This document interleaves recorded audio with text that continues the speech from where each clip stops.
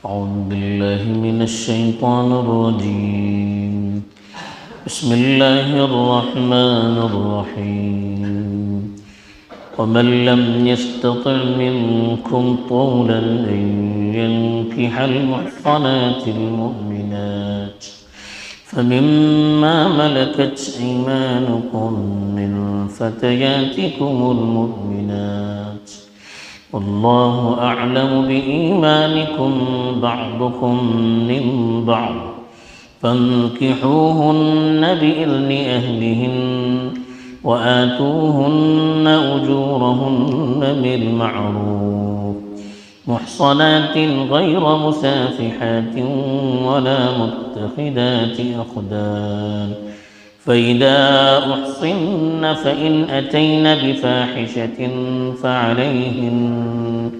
فعليهن نصف ما على المحصنات من العذاب ذلك لمن خشي العنة منكم وأن تصبروا خير لكم والله غفور رحيم. الحمد لله رب العالمين والعاقبة للمتقين والصلاة والسلام على سيد المرسلين خاتم النبيين محمد وعلى آله وصحبه أجمعين أما بعد. کل جو آیت تلاوت کی گئی تھی اس میں کن عورتوں سے شادی کی جا سکتی ہے اور مہر کے سلسلے میں کیا اصول ہیں مختصراً اس کی طرف اشارہ کیا گیا تھا. اب جو آیت تلاوت کی گئی ہے اس آیت میں خاص طور پر ان لوگوں کے لیے رہبری ہے جو ایک آزاد عورت سے شادی نہیں کر سکتے مالی وسائل کی بنیاد پر. اس زمانے میں ایک آزاد عورت کا خرچہ بڑا ہوتا تھا، مہر بھی بڑا ہوتا تھا اور نان نفقہ بھی بڑا ہوتا تھا. اب کوئی شخص بیچارہ شادی کرنا چاہتا ہے لیکن مالی وسائل اتنے نہیں ہیں جس سے وہ ایک آزاد عورت کا مہر ادا کر سکے اور اس کا نان نفقہ سنبھال سکے. تو اس کے لیے کیا کرنا چاہیے؟ تو اس آیت میں اس کو بتایا گیا کہ اس زمانے میں باندیوں کا نظام تھا. جنگ میں جو عورتیں قید ہو کر آتی تھیں ان کو یا تو بدلے میں چھوڑ دیا جاتا تھا یا قیدیوں کو کسی اور بنیاد پر مارا جاتا تھا یا ان کو غلام بنایا جاتا تھا. یہ اس زمانے کا انٹرنیشنل قانون تھا. اسلام نے بھی بعض مصلحتوں کی وجہ سے بہت سے شرائط کے ساتھ اس قانون کو باقی رکھا اور غلام جن کو بالکل جانوروں کا سا حق دیا جا رہا تھا، بالکل جانوروں کا سا سلوک ان کے ساتھ کیا جا رہا تھا، ان کو اسلام نے بڑا مقام عطا کیا. تو اس میں سے ایک مقام یہ بھی تھا کہ اگر عورتیں باندیاں ہیں اور آزاد مرد ان سے شادی کرنا چاہتا ہے تو بعض شرائط کے ساتھ ان سے کہا گیا کہ اگر آپ آزاد عورت سے شادی نہیں کر سکتے تو غلام جو باندیاں ہیں ان سے آپ شادی کر سکتے ہیں. اب اس کے کیا اصول ہیں یہاں بتایا. چنانچہ ارشاد ہے وَمَن لَّمْ يَسْتَطِعْ مِنكُمْ طَوْلًا، تم میں سے جس شخص کے پاس قدرت نہ ہو، طول کہتے ہیں مال، حیثیت، مالی وسعت، مالی گنجائش جیسے مہر ہے یا نان نفقہ ہے، اگر یہ چیز اس کے پاس نہ ہو، ایک آزاد عورت کا مہر، اس کا نان نفقہ ادا کرنے کی اس کے اندر صلاحیت نہ ہو، أَن يَنكِحَ الْمُحْصَنَاتِ الْمُؤْمِنَاتِ، مومن آزاد عورت سے نکاح نہیں کر سکتا ہو، اس کے اندر حیثیت نہیں ہے، مال نہیں ہے، تو کیا کرے گا؟ فَمِمَّا مَلَكَتْ أَيْمَانُكُمْ مِنْ فَتَيَاتِكُمُ الْمُؤْمِنَاتِ، تو جو مومن لڑکیاں تمہارے قبضے میں ہیں ان سے کر سکتے ہیں. ما ملکت ایمان مانے جو تمہارے قبضے میں ہیں، جو تمہاری قید میں ہے، یعنی جو باندیاں ہیں. اس میں شرط لگائی کہ وہ مومن لڑکیاں ہونی چاہیے، ان کو باندیاں نہیں کہا. اسلام نے ان کا مقام بہت اونچا کیا۔ ایک تو اس زمانے میں ایک باندی سے نکاح کرنا عیب سمجھا جاتا تھا، اسلام نے باندی کا مقام اتنا بڑا کیا کہ ایک آزاد کو اس سے شادی کرنے کی اجازت دی۔ کب؟ جب ایک آزاد عورت سے وہ شادی نہیں کر سکتا، اتنی استطاعت اس کے اندر نہیں ہے۔ دوسری شرط یہ لگائی کہ وہ برداشت نہیں کر سکتا، نکاح کے بغیر نہیں رہ سکتا، اگر نکاح نہیں کرے گا آزاد عورت سے یا کسی باندی سے تو گناہ میں ملوث ہونے کا خطرہ رہتا ہے۔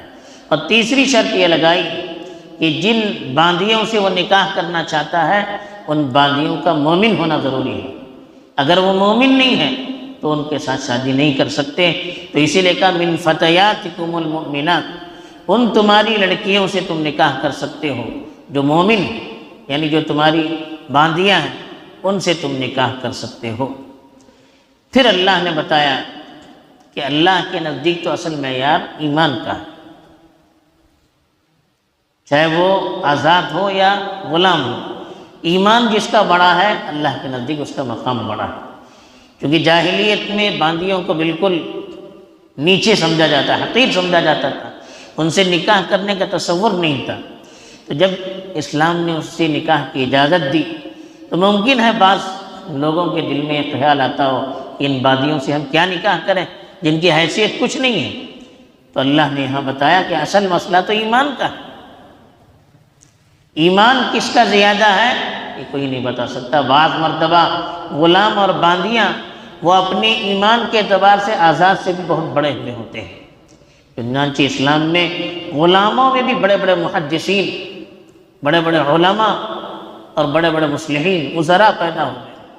پھر اللہ نے دوسری چیز بتائی بعضکم من بعض، تمہارا آپس میں تو ایک دوسرے کا رشتہ ہے، یعنی غلامی تو ایک عارضی چیز ہے، اصل تو ساری انسانیت ایک باپ ایک بیٹے سے بنے ہوئے ہیں، سب آدم کی اولاد ہیں، اس اعتبار سے سب برابر ہیں۔ پھر ایمان کس کا بڑا ہے اس کا تعلق تو اللہ کو معلوم، اس کا علم تو اللہ کو ہے، اور آپس میں ایک دوسرے کا خونی انسانی رشتہ بھی ہے۔ اگرچہ عارضی طور پر غلامی کی وجہ سے ان کا مقام ذرا کمتر ہو گیا ہے، لیکن اللہ کے نزدیک کون کیسا ہے کسی کو معلوم نہیں ہے۔ اس لیے صرف غلام ہونے کی یا باندی ہونے کی بنیاد پر ان کو حقیر سمجھنا اور ان سے نکاح نہ کرنا یہ کوئی اچھی بات نہیں ہے، اس کی طرف اللہ نے یہاں اشارہ کیا۔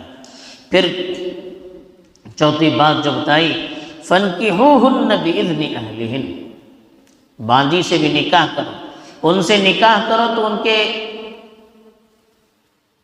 جو ذمہ دار ہیں ان کی اجازت سے کرو۔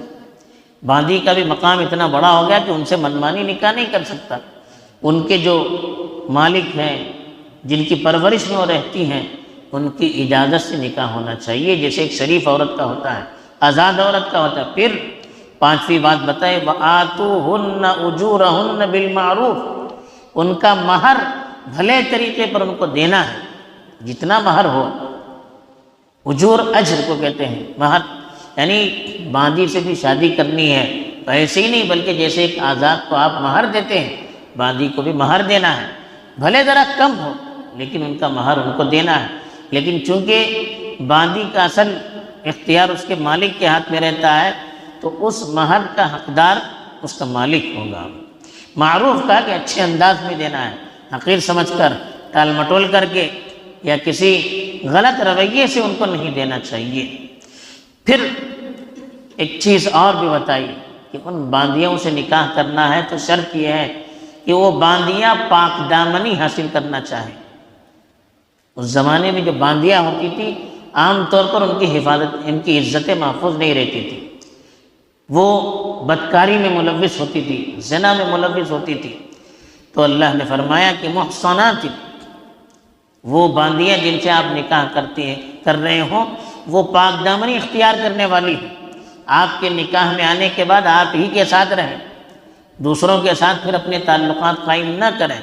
غیر مصافحات، کھلم کھلا بے حیائی کا کام نہ کریں، کھلم کھلا زنا اور ہر ایک کے ساتھ جیسے وہ جاہلیت کے زمانے میں رات گزارتی تھی اس طرح نہیں ہونا چاہیے۔ ولا متخذات اخدان، اخدان کہتے ہیں دوست، اپنے یار کو بھی نہ بنائے ہوئے ہوں۔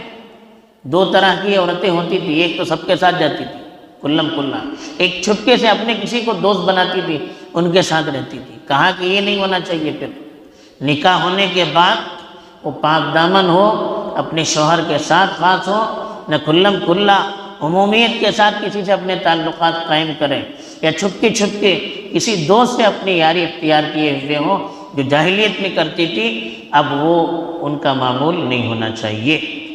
پھر اللہ نے کہا فَإِذَا أُحْصِنَّ، جب وہ نکاح کے بندھن میں بن جائیں، پاک دامن اختیار کر جائیں، اب اس کے بعد فَإِنْ أَتَيْنَ بِفَاحِشَةٍ، اب اگر کوئی بے حیائی کا وہ کام کرے یعنی زنا کریں، فَعَلَيْهِنَّ نِصْفُ مَا عَلَى الْمُحْصَنَاتِ مِنَ الْعَذَابِ، تو ان کو آزاد کو جو سزا دی جاتی ہے اس کی آدھی سزا دی جائے گی۔ نصف مانے آدھی، یعنی اگر باندھی شادی ہونے کے باوجود پھر زنا کرتی ہے تو ان کو رجم نہیں ہے، چاہے وہ شادی شدہ ہو یا غیر شادی شدہ ہو، باندھی اگر زنا کرے تو ان کو آدھی سزا دی جائے گی جو ایک آزاد عورت کو، غیر شادی شدہ آزاد عورت کو جو سزا دی جاتی ہے اس کی آدھی سزا دی جائے گی، یعنی 50 کوڑے لگائے جائیں گے۔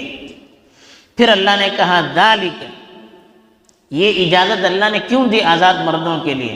لمن خشی العنت منکم، جو تم میں سے تکلیف سے ڈرتا ہو، تکلیف کا مطلب زنا میں ملوث ہونے سے ڈرتا ہو۔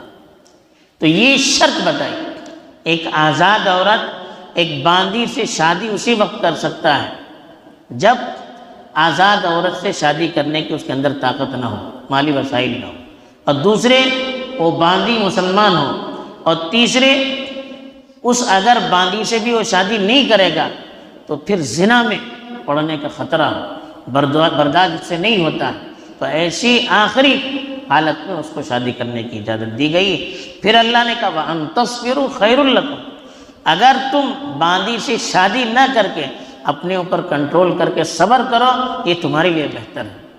اس کی وجہ یہ تھی کہ باندھی کا جو بچہ ہوتا تھا وہ غلام ہوتا تھا، باندھی کا بچہ وہ غلام ہوتا تھا، تو آپ ایک باندھی سے شادی کریں گے تو آپ کا بچہ بھی پھر غلام ہو جاتا ہے۔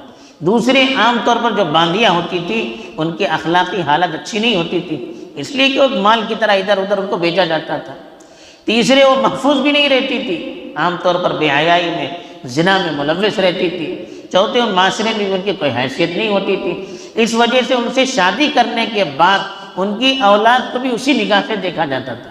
تو اس لیے کہا کہ اگر زنا کا خوف ہے تو شادی کرنے کی اجازت دی گئی ہے باندھیوں سے، لیکن پھر بھی اگر آپ نے اپنے اوپر کنٹرول کیا، صبر کیا، ان سے شادی نہیں کی تو یہ تمہارے لیے زیادہ بہتر ہے۔